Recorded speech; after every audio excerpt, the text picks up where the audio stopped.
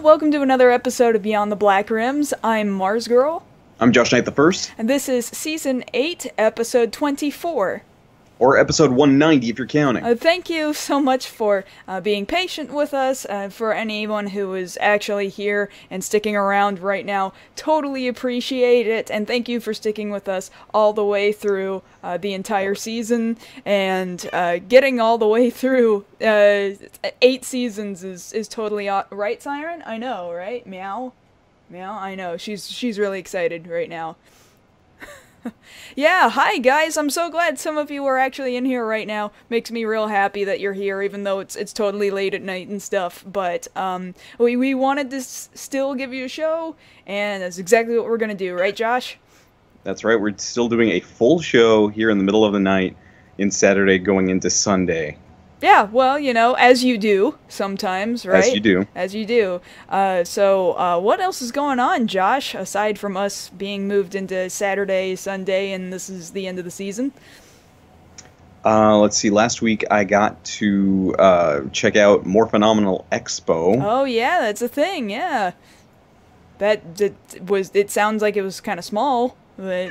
It was a little on the small side, but a lot of people were still very happy to attend. Admittedly, there's gas prices soaring here in South Texas due to difficulties with Hurricane Harvey, as well as there being another con just across town that day in downtown San Antonio, which is an anime convention.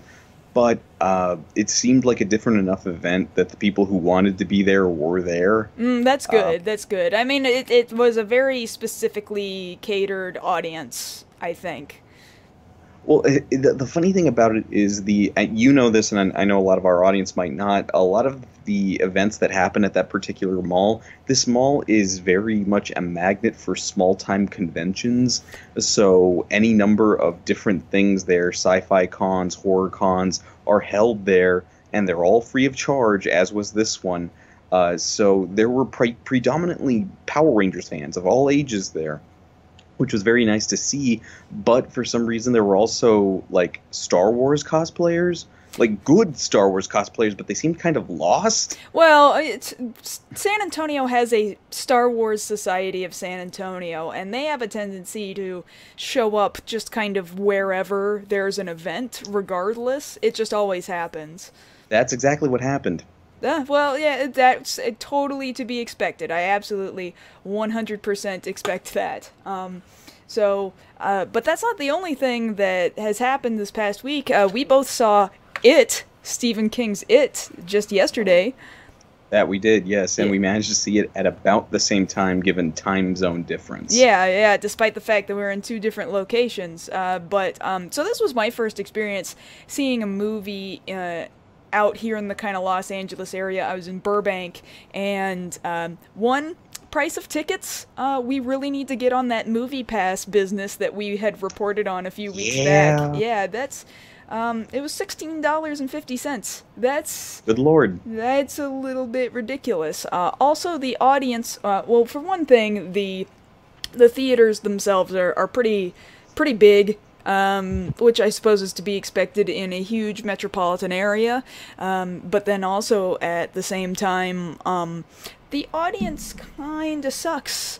That audience, man, they're rude as hell. Everybody had their phones out all the time. They were taking pictures of the screen with the flash on. That was just beyond me. Like, I think we've been spoiled by the Alamo Drafthouse and the whole, we're gonna kick you out if you do this thing, because nobody was gonna get kicked out for taking photos of the screen out here in Burbank.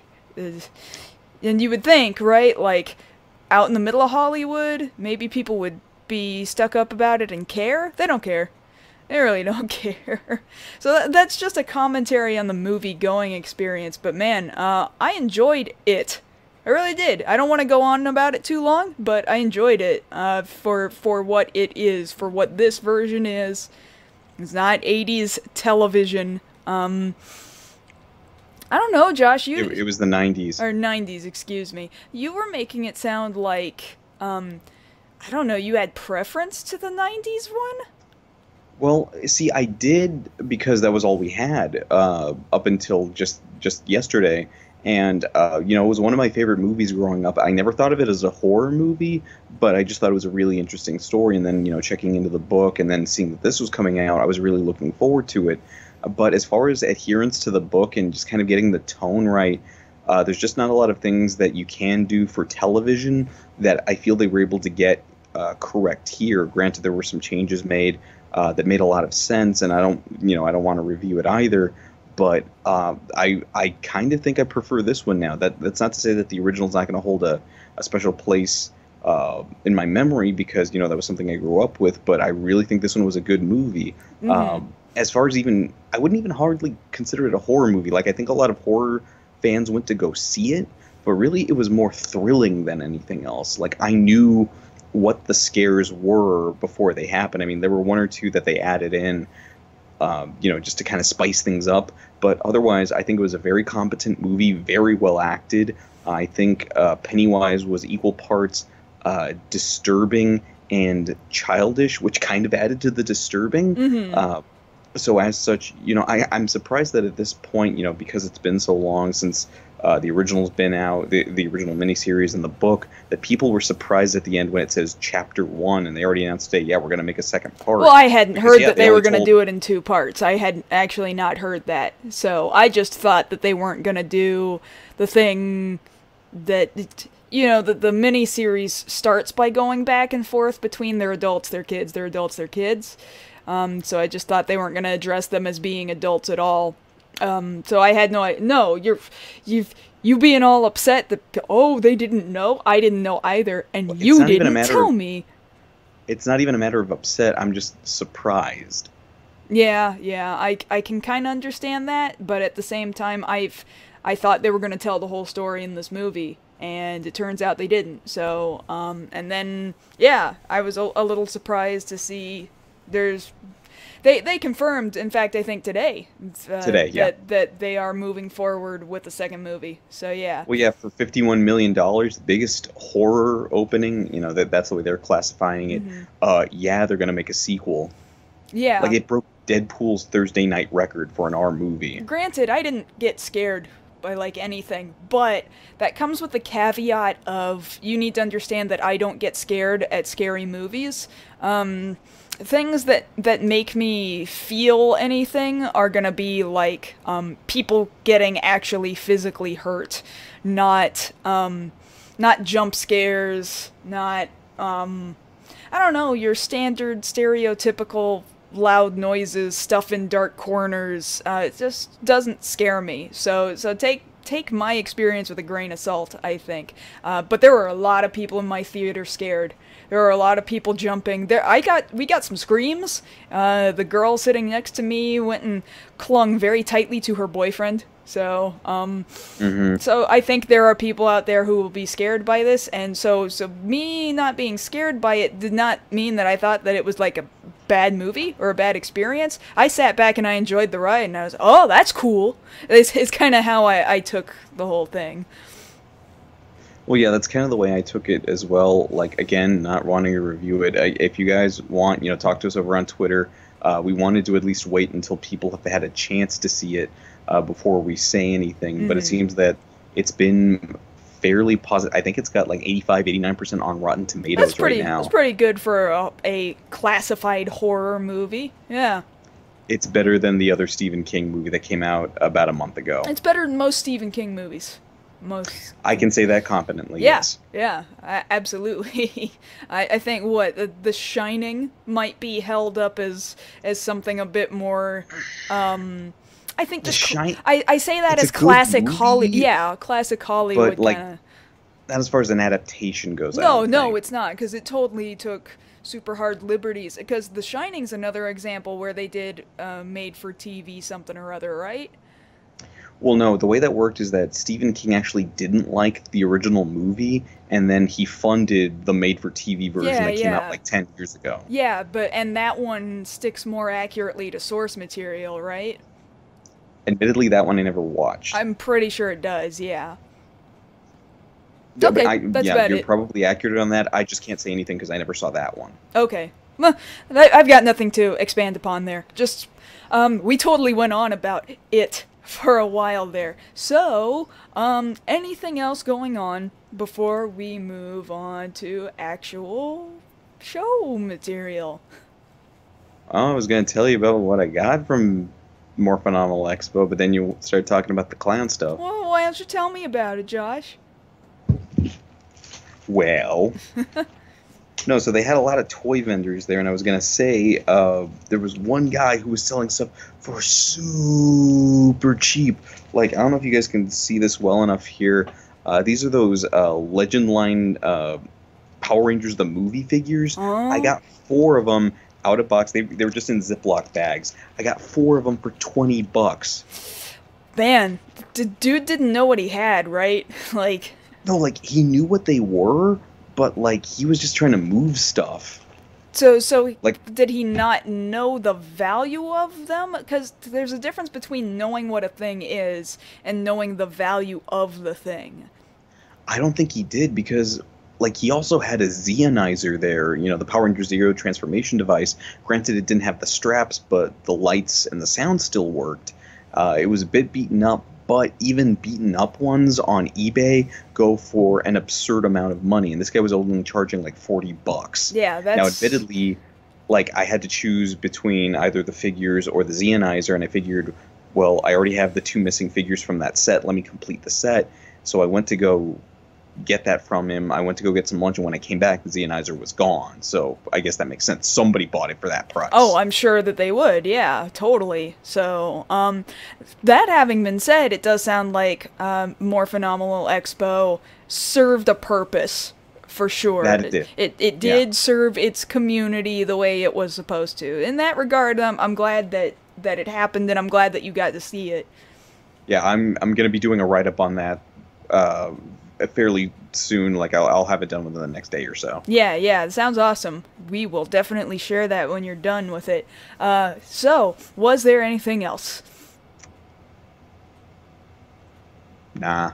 Alright. In that case, we should definitely talk about what news stories that we've got lined up for us.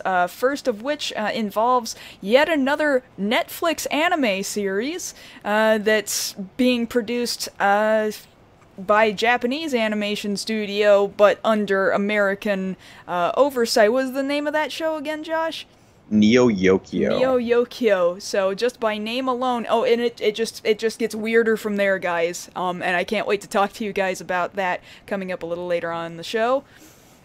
And then the second story we're going to cover revolves around Rurouni Kenshin. Of course, at this point, we've gotten over here in the States all 3 of the live-action movies released by Funimation. Now there's talk out of Japan of a new installment in the Kenshin series. So we're going to talk to you guys about what's currently going on with that, what might be the difficulties, and what will be the actual plot of the movie should they decide to move forward. Yes, definitely. And then thirdly and finally, we're talking about Star Wars, and I know we were going to kind of pull away from it a bit, but this has nothing to do with spoilers in any way, shape, or form. Not at all. This has more to do with actual production as it goes into, from Episode 8 into Episode 9, as Colin, what is his last name pronounced? Trevorrow? Okay. Colin Trevorrow was released as the director of Episode 9. We're going to talk about what exactly that means, why they might have made that decision, and what better decisions we think they could possibly be going in order to lead into the grand finale of this third trilogy, this trilogy of trilogies that Star Wars. I like that. I have not heard anybody say that, but I like that. I am shocked. I'm sure I cannot possibly be the first person who has ever said that. But cool. Yes. Yeah. Do we have follow-ups, Josh? No, we're just going to get... No, of course I got follow-ups. That's what I do. I have one job on this show, and it's to do the follow-ups. Tell me about it. Okay, I'm going to tell you about it. Okay, thank you. I'm going to go easy on you. I'm not going to do Not Quite Justice League or full-blown Justice League. You're free this week. Too bad. There's the picture. Okay, I took it back down. all right. So we'll talk about another member of... at some point the Justice League, but really this is involving the Shazam movie. So we are getting talks right now of casting for the Shazam movie. and the one of the front runners right now is actually somebody I had thought on my own. I hadn't actually said this out loud. He would be perfect as Shazam, as Captain Marvel, there for DC. John Cena is reported to be in the running for the spot of Shazam. Huh. I know we're kind of talking about it as being a vague possibility, but it does kind of seem like recently this is becoming more and more of a real possibility. Well, from the look of it, he's starting to show himself as a bankable actor, not just a wrestler. He's got another movie coming out later this year, the sequel to Daddy's Home. He's doing a lot more press when he's not in the ring there in WWE. And it's not even a matter of, oh, well, that would pit him against Dwayne Johnson as Black Adam, two wrestlers fighting each other. Duh, that's easy to picture. But it's not even that. It's the fact that with all of his notoriety as somebody who's very straightforward and almost a superhero in his own right, in his ring persona, I think he'd be a top choice to play that role. Sure, I would agree with that. Yeah, I'd be really interested to see where that goes. Okay, in some other casting rumors, we might have talked about this a little bit, but I wanted to go ahead and reiterate that Warner Brothers and DC are still wanting to move forward with that Joker origin movie. Jared Leto has gone on record saying he's a bit confused why they would decide to do this. The rest of us aren't, because we saw Suicide Squad. Yeah, very, very true. I was not feeling him. Pretty much the entire from day one reveal, I pretty much was not feeling him. So I would say Warner Brothers, sometimes after a little bit of beating over the head, gets the picture. They get the sense that, oh, we're doing stuff they don't really, the audiences aren't really responding to. They're not receiving it very well. Maybe we better not kind of do that again. It's just kind of funny the way that they're talking about it, not talking directly to him. It's almost like Office Space.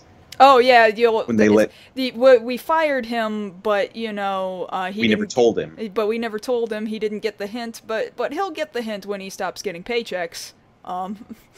We're just hoping that'll fix itself out on its own, which just seems to be Warner Brothers' stance on this. Sure does. It sure does. Okay, so let's move on to some other news over on the CW. Unfortunately, there's some good news and some bad news. The good news is, based off last year's crossover between all of the different DC properties there on CW, Supergirl seemed to be a little bit shafted. That, of course, was due to the fact that the CW got Supergirl onto their network after the fact when they had already started writing the crossover episode. So as such, for this season, when they have the four-way crossover, Supergirl will be dead center at the heart of the plot of that crossover. Oh, that would be really cool. Now, that's the good news. The bad news, unfortunately, for somebody like me who loves theater, is that they have gone ahead and said that they are not going to do a musical episode this season. But people keep clamoring for it, right? So maybe... Well, yeah, because... even if you didn't like the shows, like I've said before, they have amazing singers out of all those actors there on the show, and I would just love to see them have fun like that again. Yeah, so I'm going to assume that maybe some point in the future, they're going to address fans. It'll happen. We just have to wait a certain amount of time to finally get there. Yeah, we can only hope that they do it again. It was fun. It was great. I actually wish it had been longer. Yeah. I'm sure eventually that too they'll make the events longer. I'm pretty positive they will. It'll happen. Okay, so let's go ahead and move on to some Marvel news here. We, of course, want to let you guys know already that Thor Ragnarok tickets are on sale now. Oh. So you can go ahead and get online, get over to your local theater, and go ahead and purchase those. Marvel does want you to keep supporting them. Oh, of course. So they're giving you that opportunity now. Cool. We need to figure out what we're going to do. Yes, we'll figure it out. In some other related news, so Black Panther toys we're starting to see the pictures of those come out online. The interesting thing that we're starting to see, and I decided not to go ahead and post this picture because it was potential spoiler, but just to let you guys know to stay away from the toys because there's a potential spoiler for the action figures specifically related to the villain character Eric Killmonger. If you don't want to know anything about the movie, and you that's probably telling you too much there, but without specifics, stay away from those pictures. Oh, okay. Well, I thank you for your service and for taking that bullet for the rest of us, Josh. Yeah, I don't know how accurate it is, but I don't want to take that risk for anybody I else. understand. I totally get it. Okay, and in some other related news, and these two will go back to back with one another with the next story. Um, Marvel Netflix has already agreed that for New York Comic Con, they will have the first footage there for the Punisher series there on Netflix. Most likely, they're going to be giving us the release date. They've said it's going to be sometime this year, and we're running out of years, so we imagine it's going to be sometime within the next 3 months. It has to be. Yeah, that would be fantastic. I hope it's sooner rather than later. What would be really cool, I don't think they do it, but would be really cool, like I imagine they'll do it in October and say, okay, you guys are getting it in November, you're getting it in December. What would be super cool if they'd be like, hey, guess what, today we loaded it today, or we load it next week. Like they drop it, boom, Right. it's just right there. Yeah, that would be awesome if they did that. It's not like the industry has not done that before in the past, so here's hoping for a repeat in that behavior. That would be great. Yes, and then the other thing to go ahead and confirm there is that at New York Comic Con we will also be getting our first full trailer for Pacific Rim Uprising. Ooh, finally, yes. I know this is something you're really excited about. I'm very happy to be finally getting some footage now. At that point, that'll put it at what, November, December, January, February, March, 5 months out that we're finally getting a trailer. That's kind of in Power Rangers territory of how long they waited to get it A out. little concerning, I'm not gonna lie. Yeah. But from what we're seeing here, it seems that the fans are more patient when it comes to this, since this isn't an adaptation, this is its own property. So I think there's a little bit more leeway with what they're going to show us. Well, that's true, but at the same time, you still want it to be a good movie, regardless. Of course, of course. I think that what it might share in common with Power Rangers is that I felt like Power Rangers, up until a certain point, was kind of a good movie, and then it tried to do something else, and then it was no longer a good movie. So I'm hoping that you don't see a similar sort of repeat where they couldn't decide what to do with this movie, and so whether or not you're trying to match it to some source material, I hope that it's a movie that knows what it wants to be, and it doesn't look like it's pulled in a ton of different directions. I would agree with that.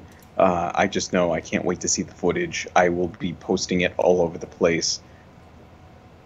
Yes, of It course will run through my blood, yes. Yeah, I Okay. understand. Okay, so let's go ahead and move on to some anime adaptation news.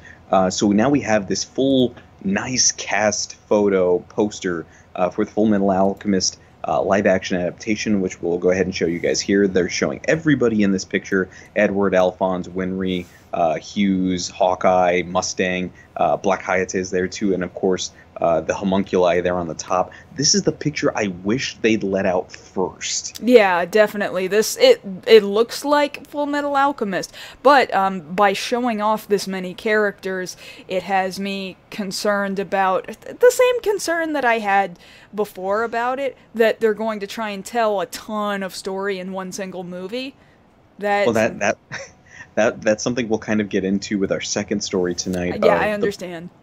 The problems that you have when you try to tell too much story and you really have enough to work with to get that out there. Yeah, that's very true.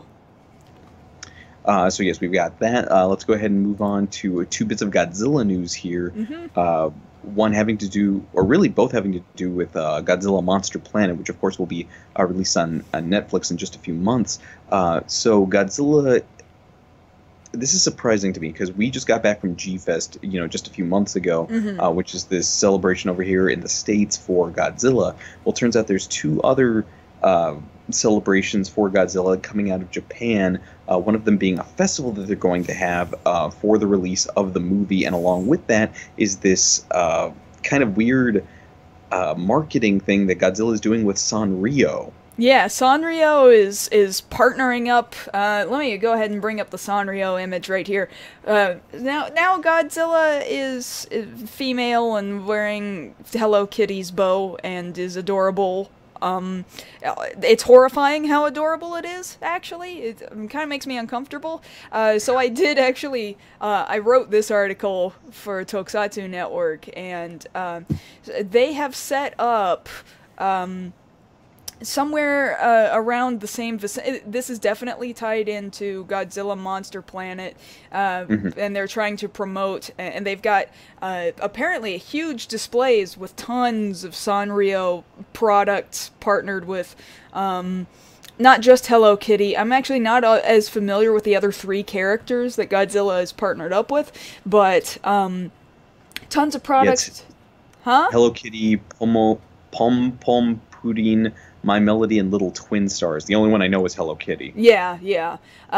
So you're gonna be able to make purchases of these all around the country very soon, and then it's gonna hit online. So eventually you'll be able to make these purchases online, even if you're not gonna go be in Japan to see the movie.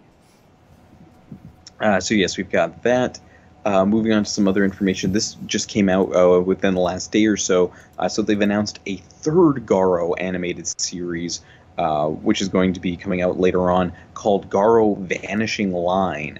Now, as opposed to the other two installations of the Garo animes that we've seen, which have focused on Eras of the Armor, one in feudal Japan and the first one taking place in Europe, this one takes place in the modern setting, or a postmodern setting, as most of the live-action series do.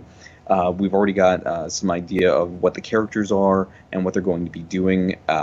Really, I'm very happy to see that Garo is doing so well. They've got a third series now. Well, That after yeah, I'm really glad that it is taking place in a modern, postmodern setting, considering I think that is where a lot of Garo's original launching point for a lot of fans really kind of begins, is in that kind of a yes, setting. yeah, so we've got that to look forward to. More information on that as it comes forward. Now moving on to some Tokusatsu news. So we have two bits of information here. One in regard to Heisei Generation's Final, which is going to be the crossover movie that we're going to be getting later on this year, which usually takes the place of the movie war. We'll show you guys here. We have this picture from the set. Clearly there on the left side you can see Kamen Rider Genmu facing off against what looks to be a new type of bugster. I'm trying to find that image. I know you sent it to me. So go ahead and keep talking about it. I'm going to try and pull this up on the screen for everybody to see. Now, the other thing that we can confirm as well is that Shun Nishime is returning as Kamen Rider Ghost. He has been spotted there on set. So we've at least got 3 riders that we'll see there: Ghost, Exade, and now Build, which of course the second episode just aired a little bit ago. Remind me after the show, I need to send you the raw so you can take a look at that. Oh, 'cause I yeah, did find the definitely. raw. Okay, fantastic. Yes, I definitely need to be looking at it. Furthermore, you also sent me earlier, it's only slightly connected to this. You sent me video footage of the characters from Build and from Exade, I believe, talking about Yes. a mobile game. Well, not just a mobile game. There was also the new trailer that was released today for Climax Fighters. I'll go Kamen ahead Rider and bring up Climax that Fighters. image right now for Climax Fighters while I'm trying to bring up the other image that I know you sent me. Yes, so Climax Fighters is going to be an online access 4-way fighting game revolving around all of the Heisei generation Kamen Riders from Kuga now through Build. You will be able to go ahead and play that. What's interesting is that Bandai Namco has already said that they're going to be doing localization for different areas of Asia, some of them which do have English. So there will be an English version available for those countries, but of course the PS4 is region free, so Well, region free potentially, to a point, yes, but we can play the Asian region here in North America, yes. meaning that if you keep an eye on who your vendors are, you will be able to go ahead and pick up a copy of this game in English. Yeah, so that's really cool. But you might remember, I think it was either late last year or early this year, that Super Robot Super Wars. Robot Tyson came out, and it was very well translated into English. Very, very well. Just because it's Asia regioned did not mean that it didn't have amazing. Like, I'm really curious about the Asian region because I mean, it does seem like English seems to be the secondary language of the majority of those other, like Indonesia, Malaysia, the Philippines. And so you might not expect it, but a lot of really good English and some also really clunky sounding English, but some good English comes out of those regions. I'm always just reminded of that full English dub casting for Marvel Disc Wars that never saw the light of day outside of Malaysia, and I so don't understand. But while I'm kind of bringing this up to take one slight step backward, here's that image that you were talking about before from the movie. We've got Genmu circled here. Yes? Yes, he's on the left side of the screen, and there on the right you can see these, what we're being told are new forms of Bugster, which makes sense because it's a virus and the virus evolves. If you can't really see it here on the screen, but if you zoom in close to their heads, it's the same kind of like Thanksgiving turkey head that we're used to, but it's like gray silverish now. So we imagine that part of the threat in the movie will be the Bugster virus having evolved, and now Build has to come help out along with Exade and Ghost. I'm sure, yeah. So I hope Ghost is well utilized and is not just showing up because he can. I'm pretty much sure that's what it's going to be, but I'm okay with that because his series is over. Yeah, that's fine. And it wasn't my favorite. No, I don't know whose favorite he was, actually. He gets made fun of so frequently. I don't know. Yes, but that's all of our follow-ups. Let's go ahead and get into our actual stories. Alright, so I'm going to be letting this trailer run in the background here. This is pretty much the beginning of the trailer right here, even. So, this is Neo Yokio, guys. So, this looks very anime, and that's because it kind of is. It's animated by Production IG, which I think is a good starting point. But literally everything else about its production is American. But it's clearly doing every single anime trope you can possibly think of, but it's also kind of parodying it really, really, really hard. Now, the thing about this is some people seeing this, as we just barely found out about this 2 days ago, say, well, okay, is this something that was something that we made over here to look Japanese, or was this something that was sourced out? To confirm, this is being produced by Production IG. Of course, a very well-known anime house over there in Japan, several different series having come out from them, but it's being made with this kind of odd American stylization. Very slightly, yeah, looks like a little closer to, say, the stylings of Avatar: The Last Airbender or Korra. And I say that because those are designed to look like anime, but because they are not actually created by Japanese producers, they look kind of sort of off, and you know that they don't look like they came out of Japan. So ironically, this was animated in Japan, but because of American productions, you can tell it's just kind of slightly off. That, and Japan almost never sets shows anywhere aside from Japan, and this is very clearly supposed to be New York but anime. So yes. So tell me about the casting, actually, because this is so weird to me. Everything about this. Okay, so the cast we're looking at here, you see the main character there with the darker skin and the pink hair. He's being voiced by Jaden Smith, Will Smith's son. He's playing a character called Kaz, who's a descendant of a group of magicians. At some point, they saved Neo Yokio, what they're calling the city in the show, from destruction, but now they don't really need their magic, but all of a sudden they do again, and then hijinks ensue. But the thing about it is this is actually a really high-caliber voice cast. Aside from that, you've got Susan Sarandon, Jude Law, Steve Buscemi. Yeah, I'm like, what? This isn't a Miyazaki movie. What are you guys doing here? Yeah, so, and It's just so weird. I don't understand. Why is he holding a box of Toblerone? Is that a joke that I should understand? Um, Well, eh, you see, that's the thing. It's very Americanized, showing, it's happening there in New York, but like trying to understand where they're going with it, I don't think we'll be able to. But the thing about it is, this is dropping really soon. It's dropping on the 22nd. yeah, yeah. And so Jaden's character, you said his name was Kaz. Kaz. And he sounds like Jaden writing tweets on Twitter, and I think that's kind of the intention. It sounds almost like they scripted it to a point and then just said, Jaden, you're a deep thinking kind of guy. Why don't you just say words? And that's kind of what it feels like they just let him do. Well, yeah, and the thing of it too is like, for a second before we did our research, I see this trailer get loaded. I'm like, what the hell is this? And I wondered for a second if this was something akin to not School Days. That's a completely different series. Ghost Stories, where they took something that probably wasn't very well known and then just threw out the script and made up their own stuff, which doesn't seem to be the case, but it does seem to be a lot of improv involved with this. Yeah, yeah. So this definitely was not something that already pre-existed. This was something that they worked together with the studios in order to create it and make force it into existence.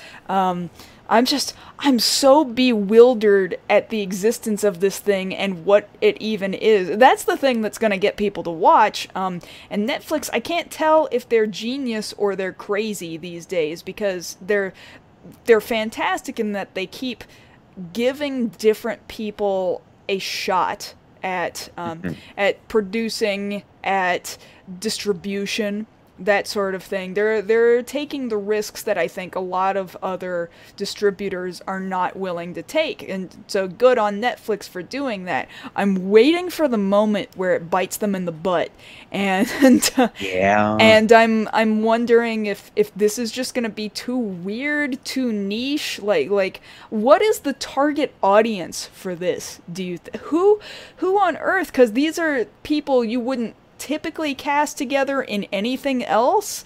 And on top of that, it's anime. And anime already has its own niche, I think. I think anime is more popular than it used to be, but we're still waiting for it to reach mass, like critical mass, kind of in North American pop culture. No, anime is okay to watch, you know?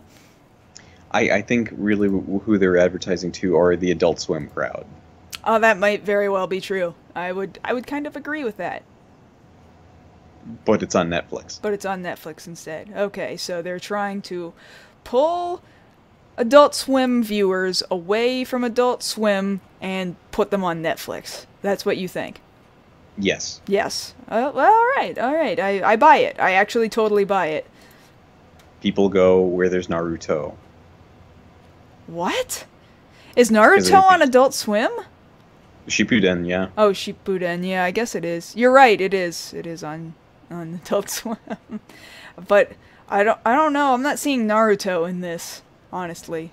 Well, no, it's like you can go to both Netflix or Adult Swim to see that, and then while you're there, hey, watch this other thing. Yeah, that's basically what people do on Adult Swim. If I wasn't already trying to watch something else, that's the only reason I would sit through, like, what is it, Hunter x Hunter or Tokyo Ghoul. Like, it's there because I'm waiting to get to the other thing. So if you're on Netflix, you're just browsing through and trying to catch up, then you see this thing, it's like, oh, what's that about? And then just click in on it. Yeah, but it's also easier to dodge. It's very true. Because it's not part of a lineup.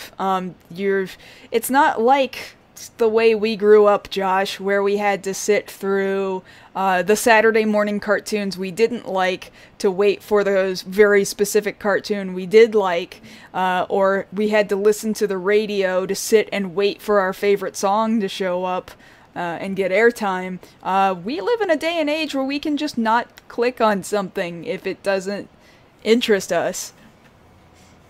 Well, either way, we'll find out soon enough at the end of the month. Yeah, so I'm really interested in seeing, because some of these lines from some characters having to interact with Jaden, they sound kind of unnatural together, and I'm wondering if that's just the way the trailer is cut, because it is a trailer and we're only seeing so much. I want to see how these characters interact, because it just seems like super unnatural interaction to me. I think we'll find out, though. But what if it sucks? Oh, what if it sucks? It very well could suck. But we have to watch it to know. That's the way they've set it up. They did this very strategically, like, you want to know what this is? The only way to know what this is to watch it. Well, then good job on their part. Yeah. But then people are going to start talking and telling you what it actually is. Then they might have a problem. Yes. Yes. And we might contribute to that problem. Yeah. Maybe we are a problem. For Netflix. Maybe. I'm stopping this right here. Yeah, stop it. Okay, I'm gonna move on to Kenshin. Yes. Yeah. So you can mostly in frame see this poster of Kenshin, which is not the movie that they're talking about making, but it is a movie that they have made before. Yes, so of course we covered here several times here on the show the live-action Rurouni Kenshin film franchise, which came out of Warner Brothers there in Japan, did very well over there up until Your Name came out. Oh yeah. But that's neither here nor there. Point being, the Kenshin adaptations can be a little bit problematic for reasons that we were kind of hinting at before, where you had a lot of source material to work with, and you tried to condense everything down into 3 movies, and sometimes when you do that, you have this problem that occurs where you don't divide your time the way you need to with the parts of the story. And for what it's worth, though, I actually really enjoy all 3 movies. I think they're very well done and totally worth the watch. Now, that having been said, they set it up as a trilogy between, a good chunk of what people have already seen in the anime, and then in the manga, it covers all the way up to the Kyoto arc and then cuts off there.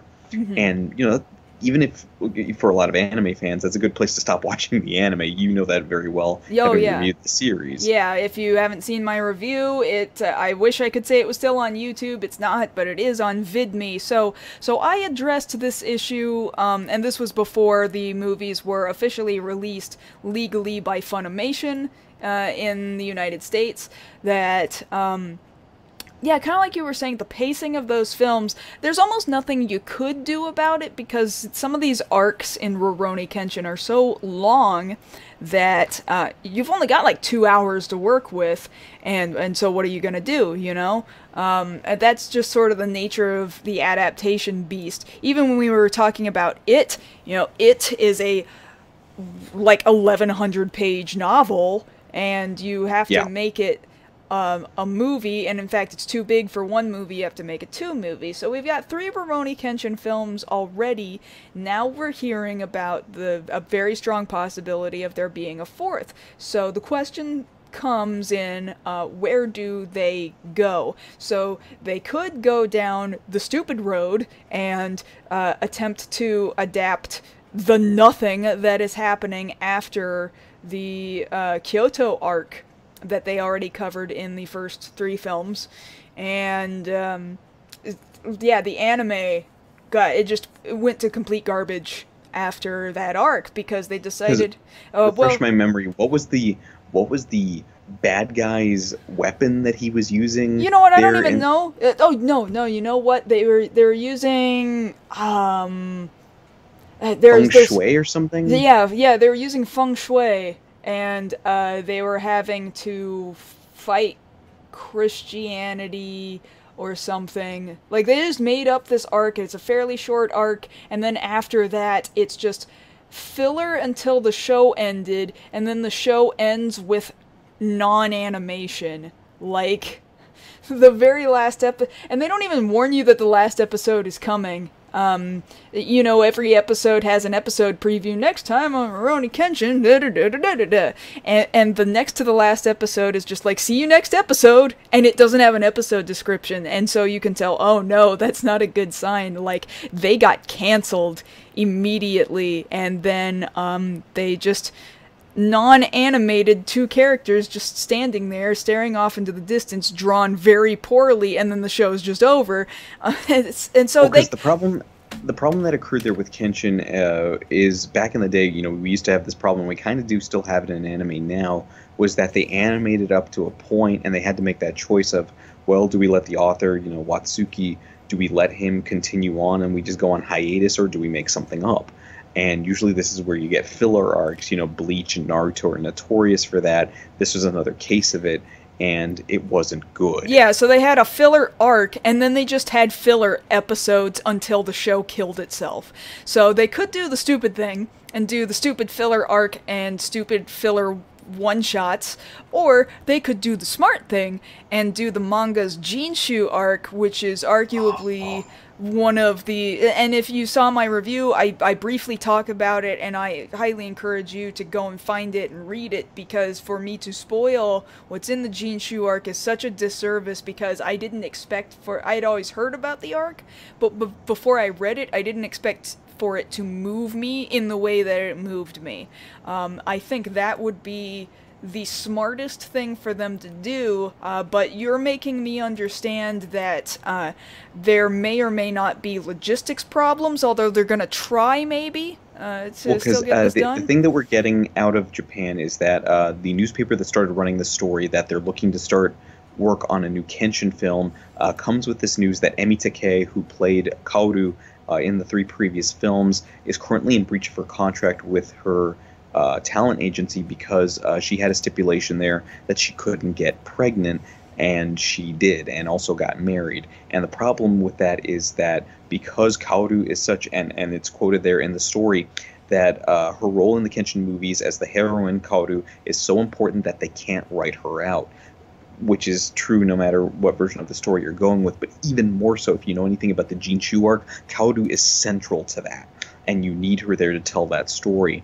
And just to give you guys a brief summation of that, of course, Kaylin, you go into a little bit more detail on that, is that it introduces this new character called Enishi, who is very much tied to Kenshin's past and wants revenge and retribution for things that happened before. And it's this really big plot that he develops to get at Kenshin, to break him physically and psychologically, and it's just so well done. And yeah, definitely, you already said it, I'll repeat it.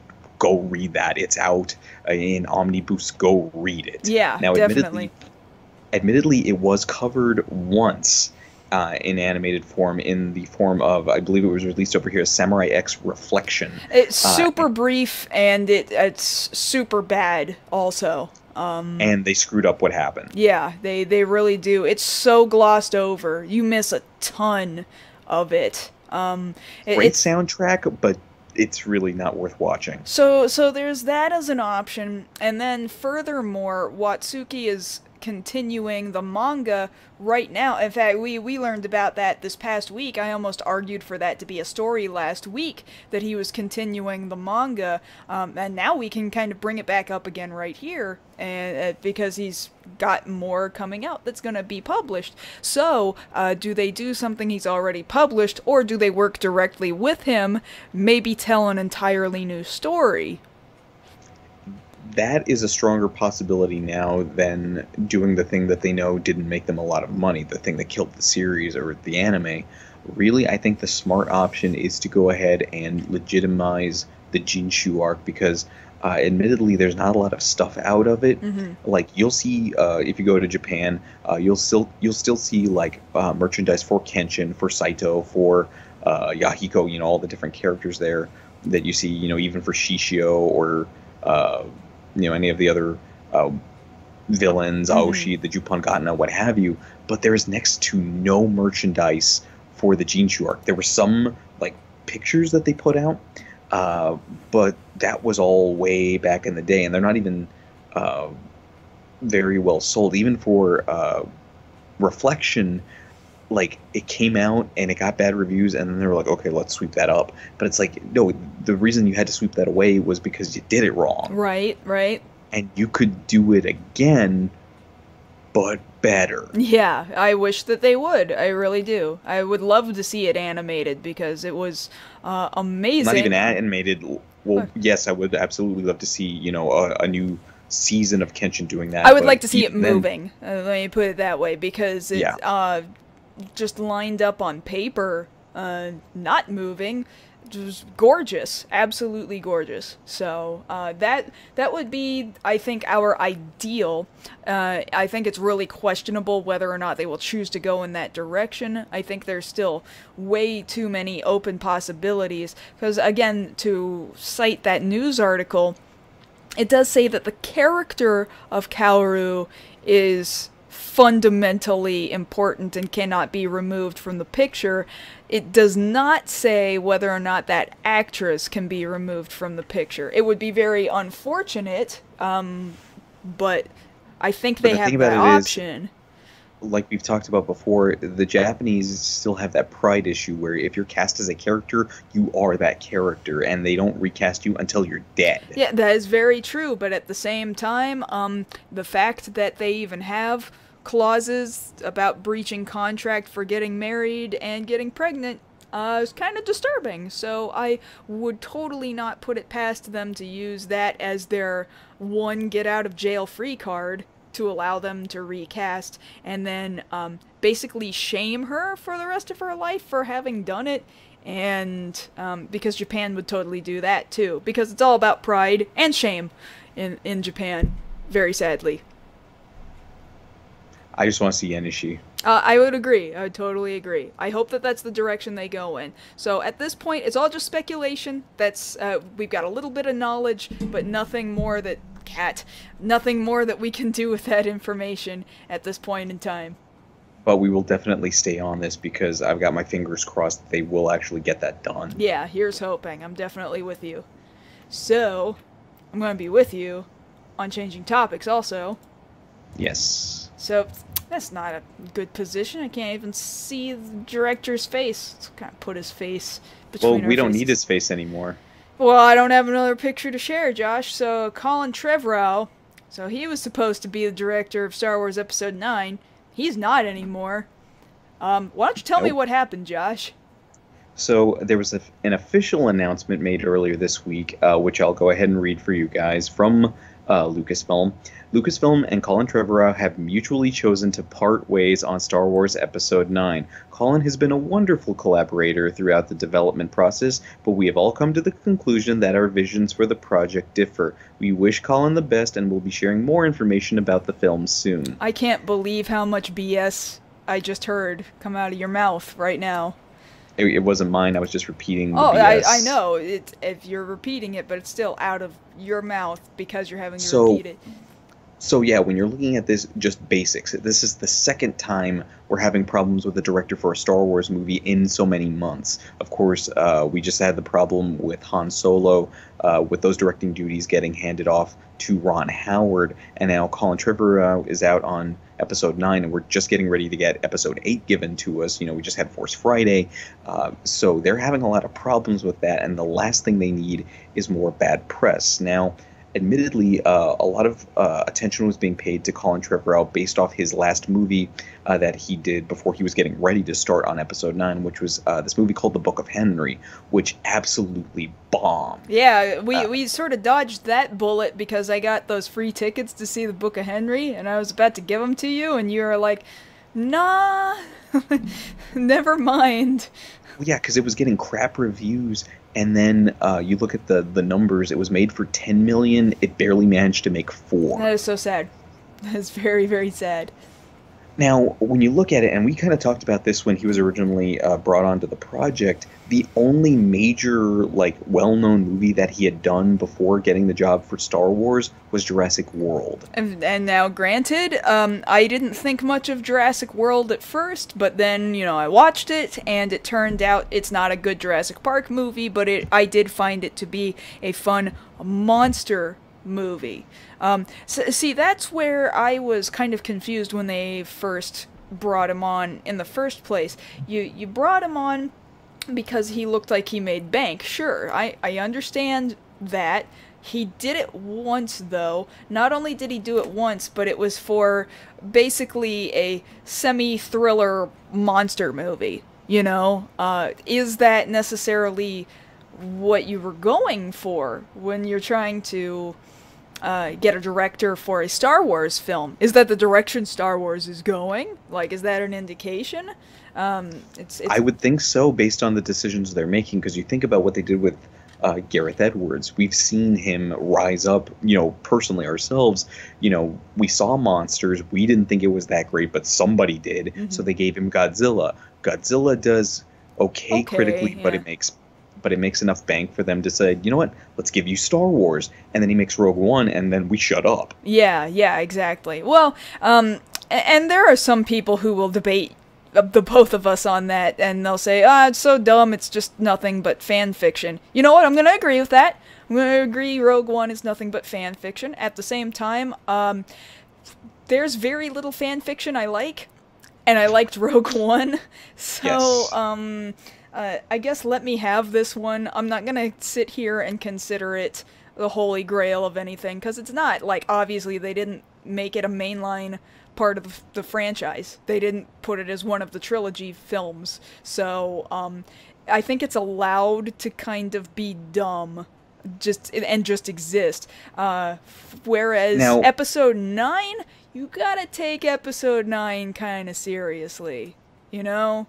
This is important. This is a very important way to possibly end this storyline. There's every possibility that this is it, and the only other Star Wars films that we might get after that are all going to be one-shots or spin-offs or backstory tellings, whatever.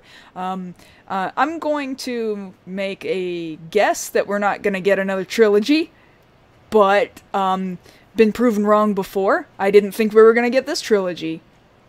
So... And see, the thing about it is, you know, we have to look, of course, at Episode 8, since we're just on the cusp of getting it here in just a few months in December. Now, you look at Rian Johnson's filmography, which is about as long as Trevorrow's, but he's got a little bit more under his belt as far as critical acclaim. You know, his first major film, Brick, was very well. I need to show you that. Brick is really good. Okay. Brothers Bloom. We both saw Looper. Yeah, and I did enjoy Looper, although I hate time loops, and Looper is right there in the name of the film. But otherwise, as far as character pieces are concerned, I did think that Looper was a good movie. Now, the thing about that is you can look at that and more easily see, okay, this guy's kind of proved himself. Now, let's see what he whole franchise movie, which is how he got The Last Jedi.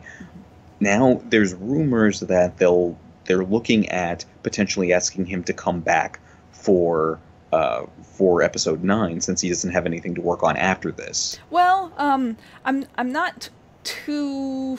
I don't disagree with that necessarily. However, I was kind of interested in this idea of, if each one of these films has a different director, then each one of them... well, first I would hope that each one of them is talking to one another so that they know where they're going and what they're doing, but my further hope would be, well, that will mean nobody has such domineering power, because that's what ruined other parts of Star Wars, is having one guy have like way too much power and control over a trilogy, and to have different ideas coming in and doing different unique creative things with this franchise. I thought, well, that could be the shot in the arm that Star Wars needs. So if it turns out that Episode 8 is in fact a good film, I'm going to feel very confident that if they continue to use this current director, that Episode 9 will also be a good film. I just really also wanted to feel like we were going to have new blood every time, so that Star Wars continues to remain fresh, because otherwise it's just going to be like, yep, that's another Star Wars movie. Because I think that was a bit of the complaint about Episode 7, was like, yep, I mean, it's Star Wars. We're retreading Star Wars, so that, not that it was wrong, because you don't want a Star Wars movie that doesn't feel like Star Wars, but you do want one that we haven't seen before, if you understand what I mean. Yeah, I absolutely get that. And that was, it's kind of weird how people kind of flip-flop on that complaint between The Force Awakens and Rogue One. Mm-hmm. Like, they'll say it for one, and then they won't say it for the other, and then you talk to somebody else, and they have the exact opposite opinion. But ultimately, what they're both saying is the same thing, that they don't want to watch a movie that they've seen before. So, yeah.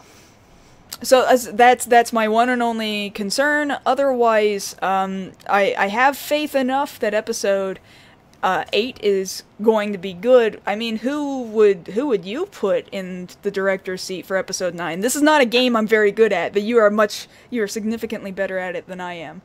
Well, I can say for certain that the way they're looking at things is that they look at smaller directors as, you know, they've got a track record now that we can look at and point and say, hey, this is how you guys think.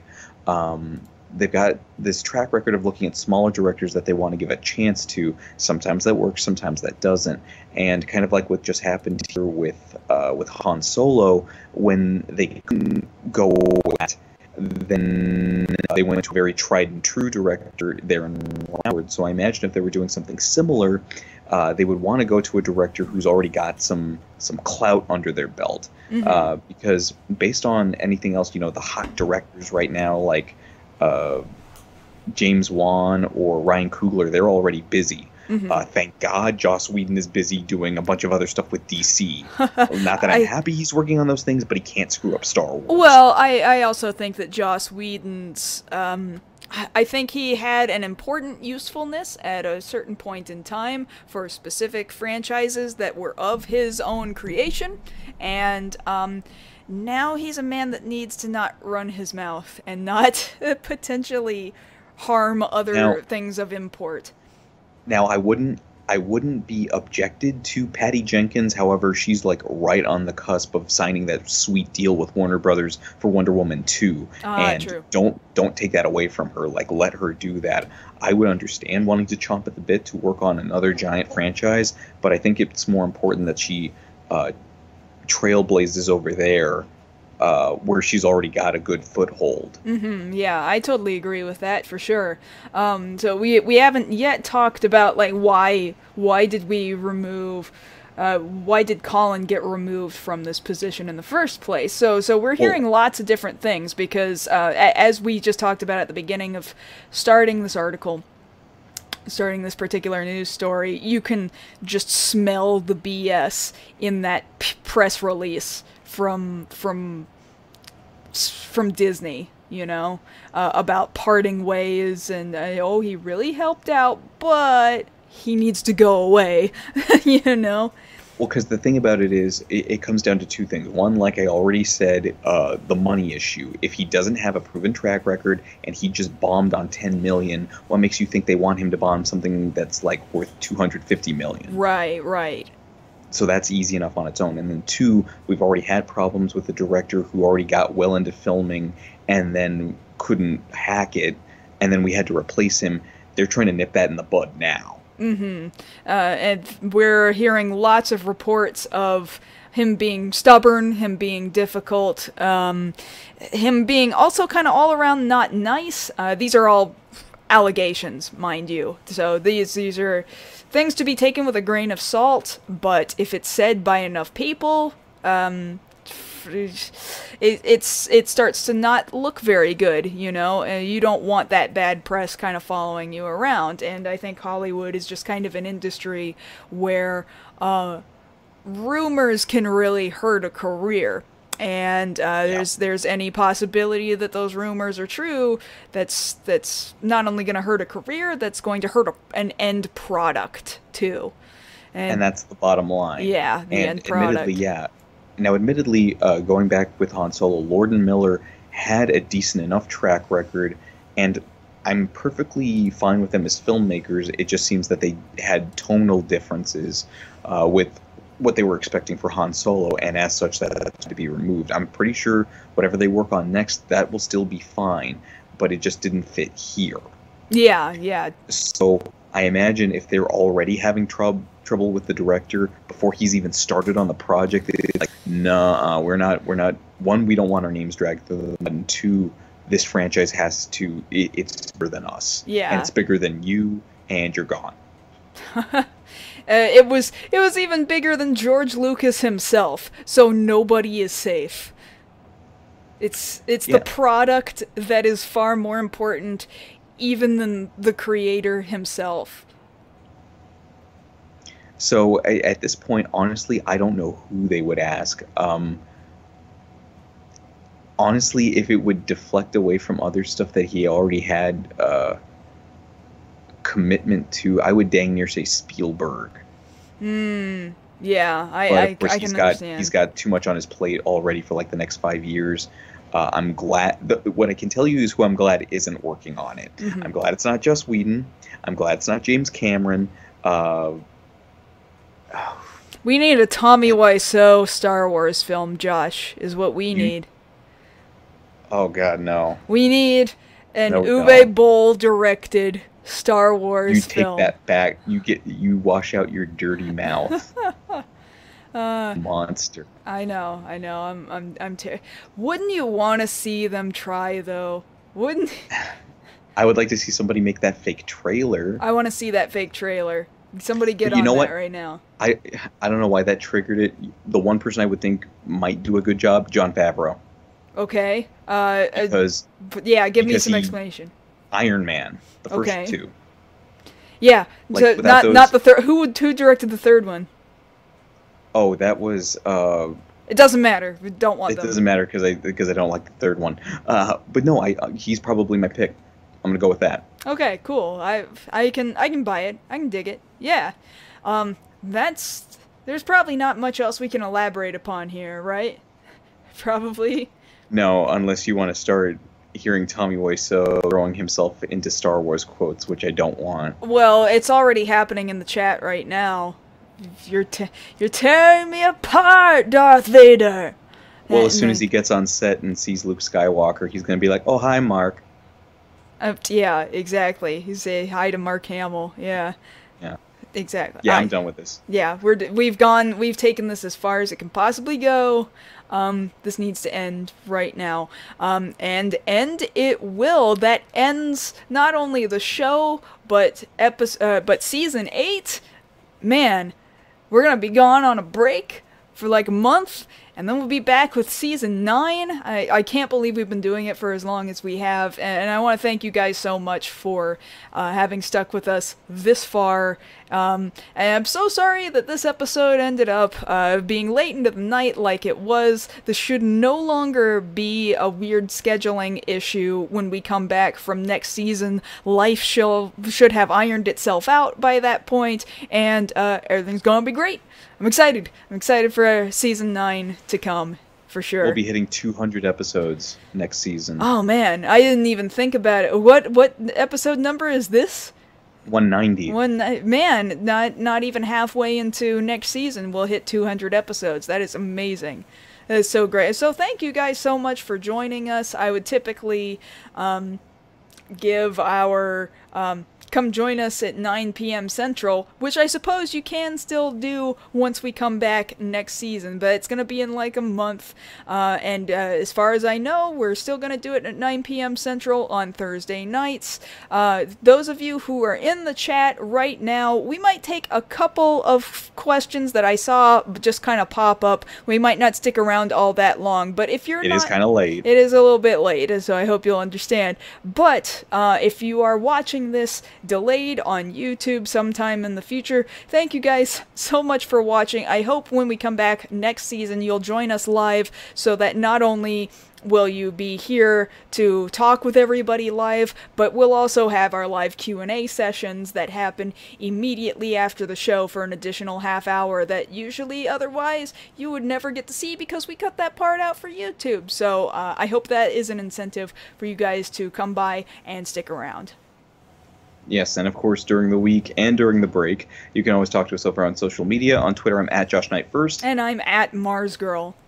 And that having been said, thank you guys for sticking with us for 8 seasons. We will see you guys again for season 9. Bye! See you next time!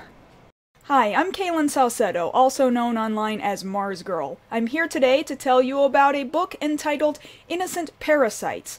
The fantasy thriller, written by Michelle Moffat, tells the story of a world where women are considered parasites, one woman is held against her will, and a journalist comes to get her full story. The book Innocent Parasites is available now on Amazon.com via paperback and ebook. Check it out today.